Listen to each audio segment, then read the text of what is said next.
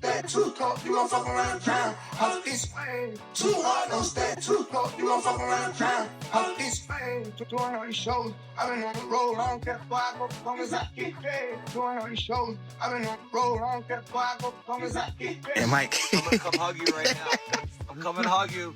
Big hug. Get everyone to love each other. They be having these big mansion parties, and the mansion party, the whole mansion is a party, and then it's a separate party in the little rooms. And look, in the wrong room. And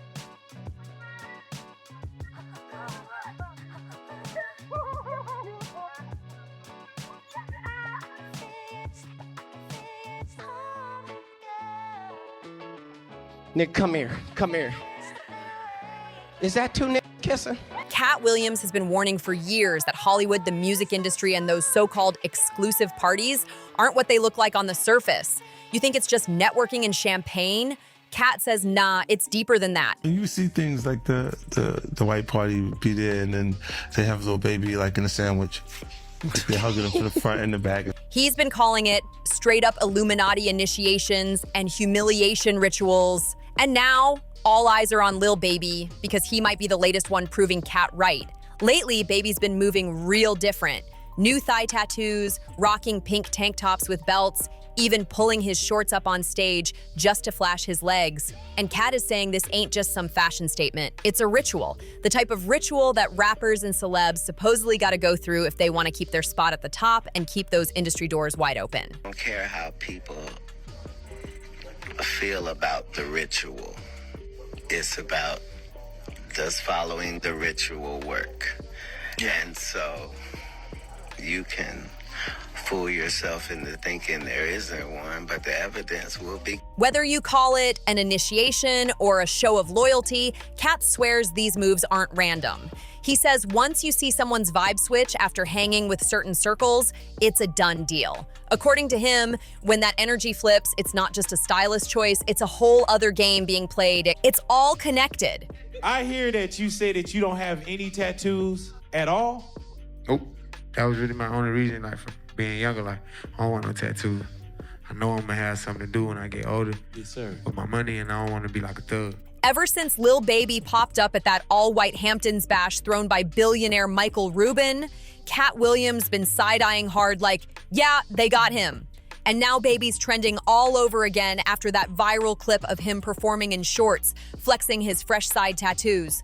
Social media is losing its mind because Baby once swore he'd never get tattoos, yet here he is, tatted up and acting brand new. Fans are saying straight up that he hasn't been the same since he started rolling with Rubin, and that's where the real questions come in. Who exactly is Michael Rubin, and why is he always surrounding himself with young rappers? When these rappers get killed, not incidental. Somebody made $100 million and now don't have to talk to that artist or none of their crew, don't have to validate none of their contracts. Now only got to deal with the mama, only got to see her once a year, and it's over. And the money, he goes up and up and up. So they killed this $20 million guy, but they reaped $60 million in benefits. Here's the twist. Rubin's not an artist, not a producer, not even an A&R. He has zero ties to the music game, and that's what makes it look so strange. He's just a billionaire sports merch kingpin, yet somehow he's got Meek Mill, Drake, Jay-Z, Travis Scott, and Lil Baby chilling with him. Plus Hollywood names like Leonardo DiCaprio and Tom Brady showing up at his mansion too. And Katt? He's been warning that when these random billionaires start pulling rappers close, it ain't by accident. Katt's been calling it out for years, billionaires with no history in hip-hop suddenly popping up like they belong. They always say they're here to help, but Katt swears it's really about one thing: control. Now let's get into how Lil Baby allegedly got flipped at Rubin's 2023 Hamptons party. It's like, oh, he keeps talking about people wearing dresses. No, it's not. That is a weird thing. It's not like that. Look at it from a different way. Look at it. Show me one person that ever wore a dress in Hollywood unsuccessfully. That's how you understand what a ritual is. So 20 years ago, I knew that transgenders was gonna be a thing. It wasn't because I was a prophet. It's just I had gotten so much information that I understood that things are secular. So I understood that the earliest I had seen that word transgender was Baphomet, the transgender. And so I knew that in the ritual of Baphomet, the transgender, to show allegiance to him, you had to kiss his ass ring. Really? And it said both of those things. So I knew that both of those things would become popular in the future. First, a photo leaks of Baby caught between Ruben and Kyle Kuzma, looking way too cozy. 50 Cent himself reposted it on IG and said, "See, this why I don't go to no party. Puffy in that mat, the F is going on here. Get the F off my young ninja." Fans went crazy. But that wasn't all. Another pic dropped, this one showing Ruben hugging Lil Baby from behind. Baby later tried to laugh it off by posting a story of him and Ruben on a private jet, cracking jokes about the hug like it was nothing. But Katt ain't buying it. He says that wasn't some random drunk hug. That was a message. And the message wasn't for us. It was for the insiders in the room. According to Katt, these so-called parties are really initiation rituals. Funny, weird. You feel me? I'm dapping Kuzman up. And Mike happy to see me. He run up on me. Right. I got 10 other pictures. We down there. We start down there. Bam, I'm telling his ass, Mike, I'll slam your ass. I'll break your neck in his. But we play like that. They white, so they don't really understand how I understand. Like, even when the picture came out before it went viral, I told them, like, Mike, I can't have pictures like that. Right. Even though me and you playing, bro, it's 100 people at the party. We in the middle of 100 people. There's nothing weird we could be doing in the party. Right.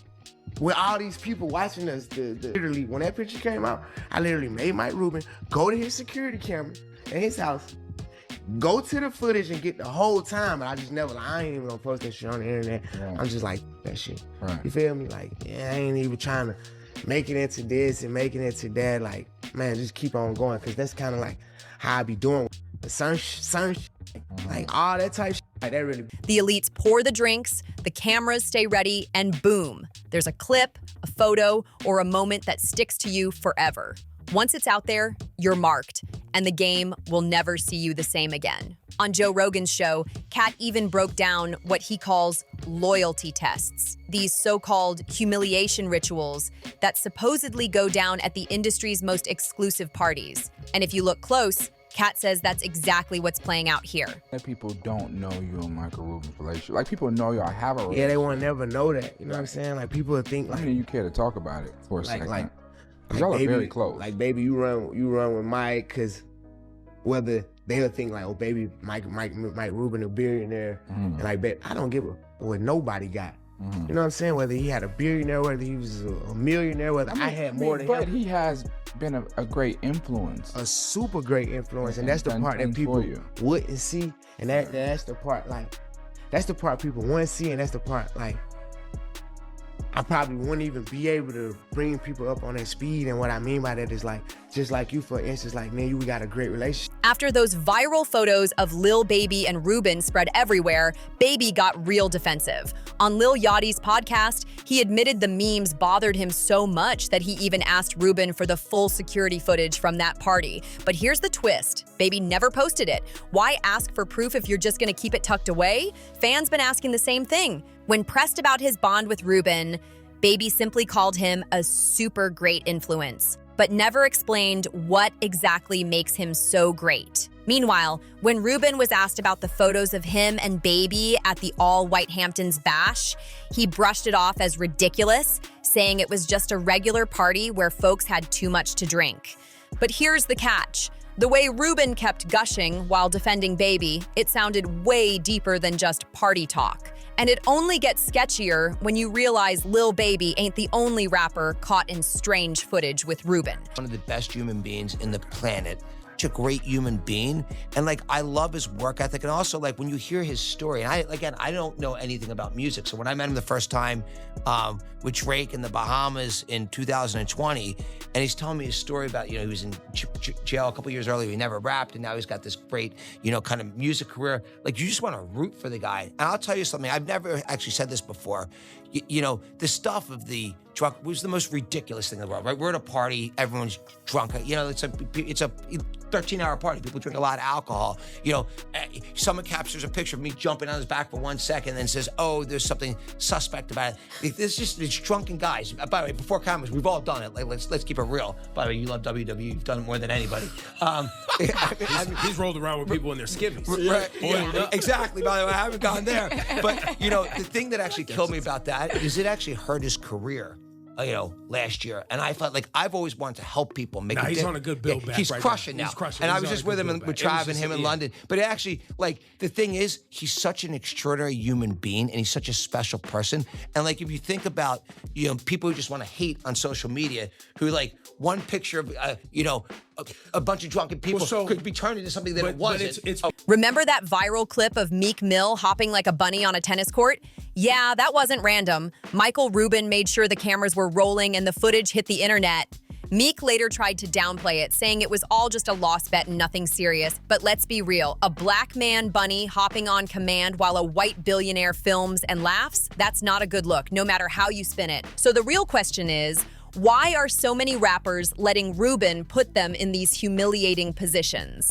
And even bigger, where did Michael Rubin even come from to hold this kind of influence? Count out loud.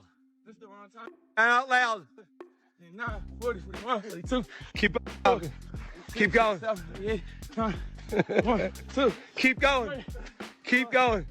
Don't cheat on your buddy hops. They suck. Your buddy hops suck. On paper, his story looks squeaky clean. Born in Philly back in 1972 to a Jewish family, started a ski shop at just 14 using his bar mitzvah money, dropped out of Villanova, made $200,000 flipping leftover ski gear.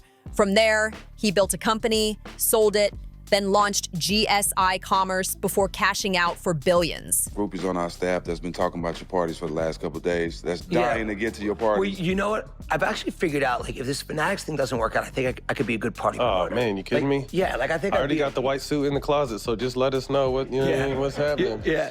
So, you know what it really comes from? I love bringing people from different backgrounds together, and that's something I enjoy doing. Whether it was this lunch we just talked about, whether it's my Super Bowl party, whether it's the white party, for me, it's a great time to. It's I enjoy bringing people from different backgrounds together. And by the way, I benefit from them because I'm always learning from people there. And so that's really where it started. We started with our Super Bowl party. And, our Super Bowl party, by the way, this was this year's Super Bowl party, I was when I had many of the owners of the football teams come up and tell me this is better than the game itself, I thought, literally, that's what people were saying to me. Right? Yeah. I think what we like to do is bring the right people together in a room and then great things happen. Now he runs Fanatics Inc., a giant holding licensing deals with the NBA, NFL, MLB, NASCAR, Formula One, and even WWE. Forbes pegs his net worth at $10.6 billion. But that's not the part you really need to keep your eye on. Watch the patterns. Look at who's in Rubin's inner circle. He basically snatched the all-white Hamptons party crown straight from Diddy, right down to recycling the same guest list. With only 350 people coming, we've had some significant accidents at the party over the past 2 years. Okay. The first accident that happened was, I want to make sure I get this right. Charlie D'Amelio sliced Dixie D'Amelio's finger trying to cut a bagel at 3 o'clock in the morning. Okay. That led to several stitches. That was year one's accident. So we actually thought we would be really prepared, and we brought in medical staff for the party, because even though there's 350 people, we had a whole, medical SWAT team there. And so I went to the back. So after 12 people performed, just this incredible, just natural performances that broke out of the party. I went to the boys' room. And I knew I was turning 50 this year. And so my 50th birthday was coming a couple weeks up, which was pretty depressing to me. And so Joel Embiid's running out to me, Michael, you gotta come here, Camille got hurt. This is my girlfriend. He goes, Camille got really hurt. I'm like, remember this. Yeah. I'm like, Joe, stop. I'm not falling for this. Right. I'm no, you're not tricking me. And then they're like, you gotta go upstairs. And all of a sudden, we just had my third daughter, our second daughter together a few weeks earlier. Thank you. And so she fainted. Now, I would say, the truth be told, that she tried to drink with the boys and wasn't able to handle herself. Yep. She's still going with fainting. It's a real debate within the Rubin household. I would probably side with you on Of course. this. Yeah, this is correct. No matter, and she actually gets mad at me when I tell this. She's going with a faint. I'm going with, but anyway, she fell over and hurt herself very badly. So I had to leave at 12:15 the party. Why'd you have to leave? Because she had to go to the hospital. They thought she had That's a why you broken got neck. the medical tent. The medical, like, hey, send them off. This is my party. So I'm going to be honest with you. So the EMT doctor comes in the room. Joelle was in the room, and they're like, you know, her neck could be broken. I'm like, she's fine. Give her a drink. Like, don't worry about it. I'm like, she's good. Like, put her back in the game. Who cares? And Joelle screaming like, I've had this happen. You've got to go to the hospital right now. And someone else is screaming at me.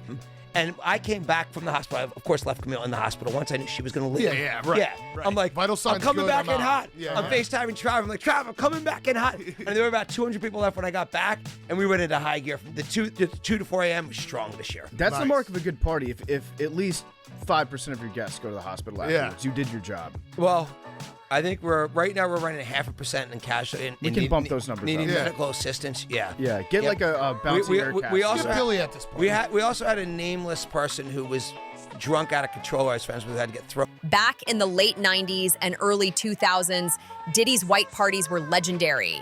Jay-Z, Beyonce, Leonardo DiCaprio, all the same A-list faces you now catch smiling in Rubin's photos. So are we really supposed to believe Rubin just accidentally inherited Diddy's entire guest list? Rubin insists there's nothing shady, just successful people networking and celebrating their wins. But even when he says all the right things, something about his vibe feels off. People even point to his eyes, saying they give cold energy, almost soulless.